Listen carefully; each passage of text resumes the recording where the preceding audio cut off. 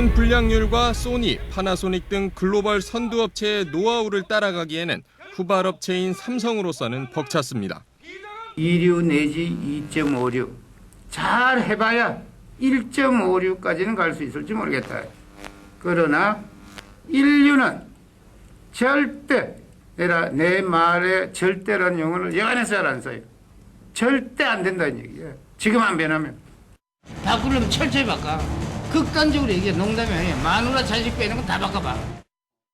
다 바꿔라. 1993년 프랑크푸르트에서의 삼성 신경영 선언은 그렇게 시작됐습니다.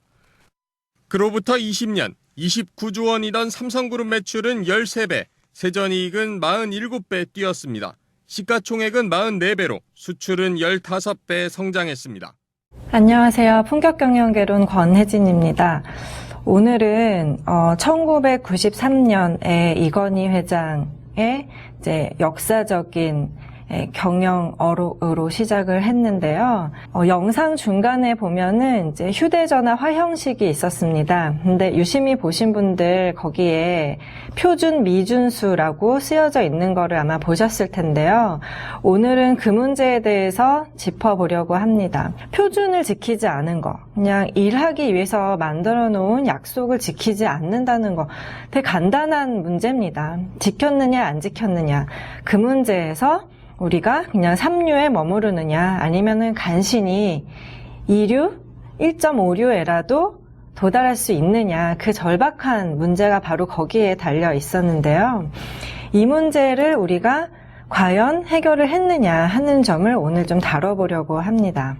얼마 전에 일본 축구대표팀 소식이 이제 화제가 됐었는데요.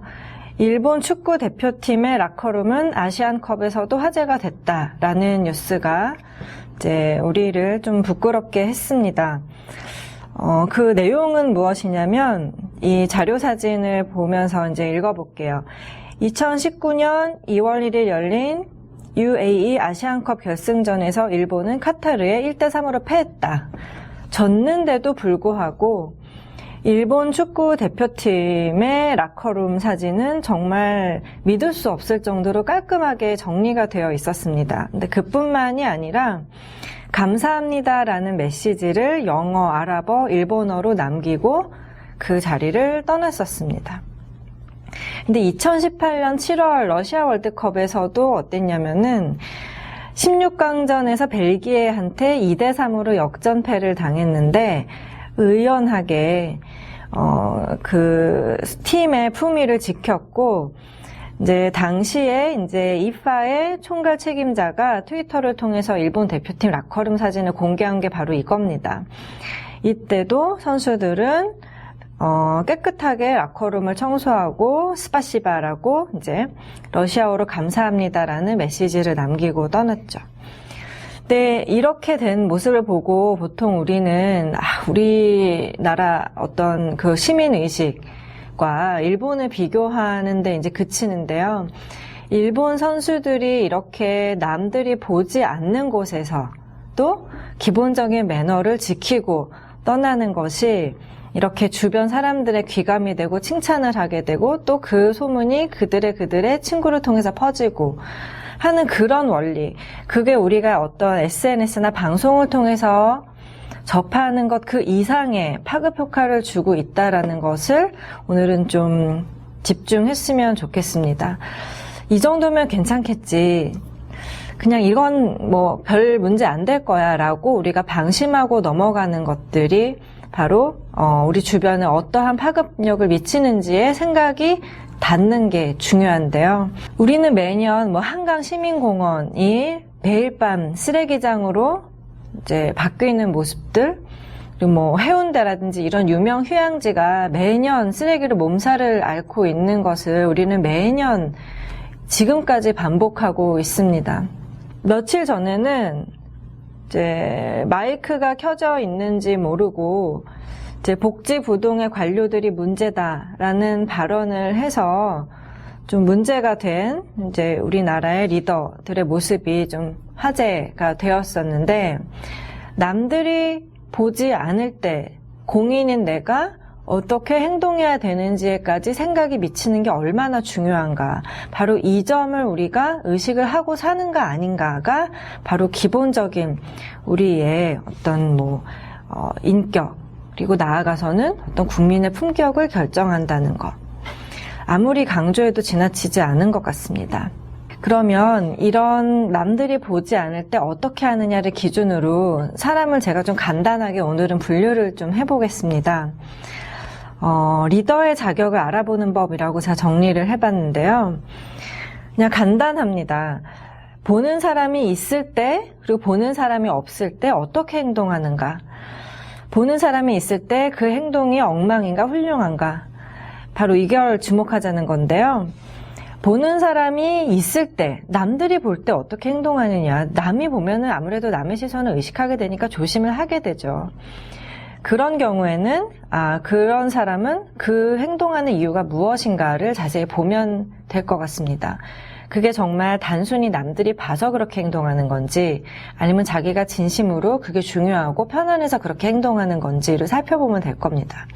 그런데 보는 사람이 있는 곳에서도 행동거지가 엉망이다.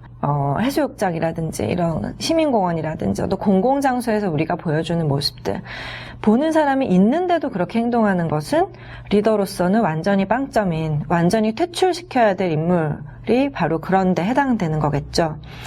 그런데 문제는 보는 사람이 없을 때 어떻게 행동하느냐는 겁니다. 보는 사람이 없을 때는 아무래도 우리가 좀 흐트러지게 됩니다. 편안해지고 싶은 게 이 사람의 인지상정이기 때문인데요. 보는 사람 없을 때 약간 흐트러지고 좀 편안해지고 싶어서 무너지고 하는 것은 아마 그냥 보통 사람이라면 누구나 그러한 인지상정쯤에 해당되는 것일 겁니다. 그런 사람은 그냥 보통 사람이겠죠. 그런데 보는 사람이 없을 때마저도 그 철저함을 잃지 않는 것. 보는 사람이 없을 때도 그 기본적인 어떤 약속을 지키는 거. 그게 바로 아까 삼성 신경영 사원 영상에 나왔던 화형식에서 짚은 문제인데요. 바로 보는 사람이 없을 때도 기준을 철저하게 지키는 것이 믿을 수 있는 인물이라는 뜻이고, 그런 믿을 수 있는 인물이라야 우리의 공무를 아마 맡길 수 있을 것입니다. 저는 이렇게 사람을 보는 안목을 키우는 게 굉장히 중요하다고 생각하는데, 이런 생각을 저만 한 것은 당연히 아니겠죠. 우리의 선조들도 어떻게 하면은 좋은 인물을 뽑아서 중요한 일을 맡길까에 대해서 아주 열렬히 탐구를 했고, 그 대표적인 인물로 저는 해강 최한기를 주목했는데요. 이 해강 최한기는 거의 다산 선생이 아마 비견할 정도로 굉장히 다양한 분야에 박식하고 어떤 당대의 어떤 최첨단 학문 트렌드를 섭렵해서 우리가 그걸 어떻게 이런 실용에 또 접목할 것인가 하는 그런 어떤 우리가 모두 알고 있는 실학적인 사고의 선구자 역할을 했던 지식인입니다. 근데 그 사람이 남긴 인정이라는 책은 결국은 이 어떤 나라를 다스리는 일의 핵심은 인재를 다스리는 일이고, 그 일의 본질은 요즘 우리가 말하는 바로 인사에 해당합니다. 그럼 그 인사라는 것을 어떻게 해야 되는가를 아주 철저히 실용적인 관점에서 집대성에서 정리한 것이 바로 인정이라는 책인데, 이 책에 보면은 간평이라는 대목이 있습니다. 이 간평이라는 것은 사람을 비추어 보고 그걸 평하는 어떤 기준, 어떤 요목에 대한 내용인데요. 이 간평에서의 감이 거울 감자입니다. 이 거울 감자를 쓰는 이유는 이 사람을 보는 안목은 다른 데 있는 게 아니라 바로 나 자신이 어떤 사람이고 내가 얼마나 안목이 있는가가 결국은 내가 사람 보는 수준을 결정한다라는 뜻이 담겨 있다라는 것이 참 의미 있는 것 같아요. 이 인정의 하이라이트인 간평은 이 해강 최한기가 36살 때 초안을 잡은 것인데요. 이제 인품을 감별하여 이제 인물을 선택하는 원칙을 면밀하게 이제 분석하고 체계적으로 종합한 내용입니다. 근데 이 간평은 총 이제 12가지 항목의 사람 보는 기준을 논하고 있는데요. 이제 기품, 심덕, 채용, 문견, 분수, 그다음에 오구오발, 제국, 응변, 풍도, 경륜, 조시. 이 12가지 항목에 따라서 사람을 보는 법을 이제 제시를 하고 있습니다. 이 중에서 좀 우리가 흥미롭게 볼 수 있는 부분 몇 가지를 제가 이제 공유하려고 하는데요. 먼저 기품을 논한다는 부분입니다. 이 기품은 요즘도 우리가 많이 쓰는 말인데요. 기품 있는 사람, 없는 사람 이런 식으로 많이 쓰죠. 네, 이 최한기는 이렇게 말하고 있습니다.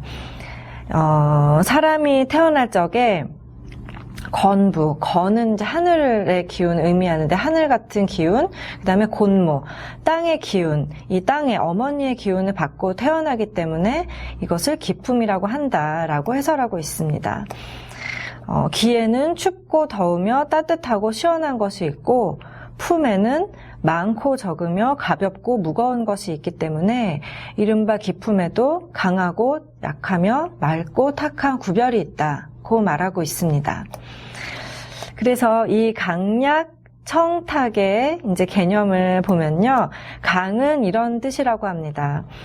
굳건하면서도 곧고 오래되어도 게으르지 않아 처음과 끝을 잘 맺는 것이요 강해한 것을 말하는 것이 아니다 라고 말하고 있습니다. 약은 어떤 성질이냐면 외물에만 순순히 따라 자기대로 서지 못함으로, 그러니까 외적인 것에 막 휘둘리는 사람을 약하다고 보고 있습니다. 그렇기 때문에 비록 직임을 맡더라도 항상 흔들릴까 걱정한다. 그런 게 바로 약한 것이다. 청이라는 건 맑은 거죠. 마음속과 외모가 맑고 깨끗하여 어두운 면이 거의 없으며 이를 능란하게 처리하는 솜씨가 선천적으로 타고난 것 같다. 이게 바로 청한 사람의 특징이고요. 탁한 사람은 어떠냐면은 한 덩이의 티끌과 찌꺼기가 컴컴하게 잠겨 있어 이끌어 주어도 깨닫지 못하고 도리어 노여워한다라고 해설하고 있습니다. 사람의 기품을 알아보는 강약 청탁의 개념이 공감이 되시나요?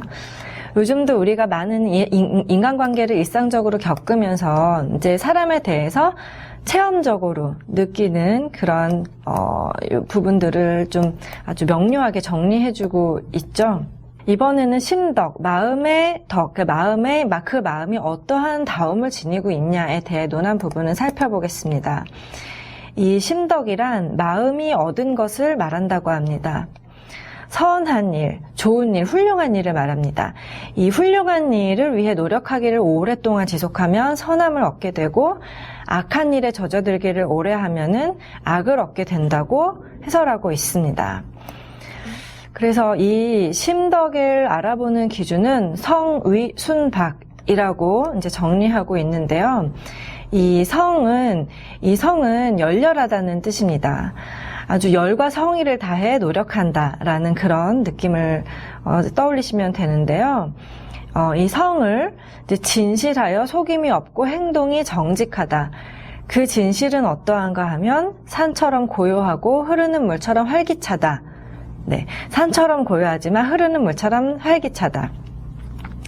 인자요수, 지자요산이라는 논어의 구절이 떠오르는 부분입니다. 이렇게 훌륭한 일을 향한 열정을 잃지 않고 꾸준히 믿음직하게 그리고 활기차게 계속 지속하는 것, 어떤 어려움에도 쉽게 포기하지 않고 지속하는 것을 성하다고 정리하고 있습니다. 그러면 위라는 것은 명언을 꾸며대는 것을 도라고 생각해요. 명언. 마치 뭔가 굉장히 고답적이고 이름난 것처럼 꾸며대는 말을 명언이라고 볼 수 있겠는데요. 그런 말을 꾸며대는 것을 도라고 생각해서 남을 그르치는 일도 매우 많지만 먼저 자기부터 그르치고 있다라고 정리하고 있습니다. 그 다음에 순하다는 것은 순한 성질은 어떤 성질이냐면 이치를 정숙하게 아주 정밀하고 깊이 있게 연구한 나머지 모든 생각이 일치되어서 해로운 것을 제거하기를 마치 김맬 때 가라지를 없애듯 한다라고 말하고 있습니다. 네.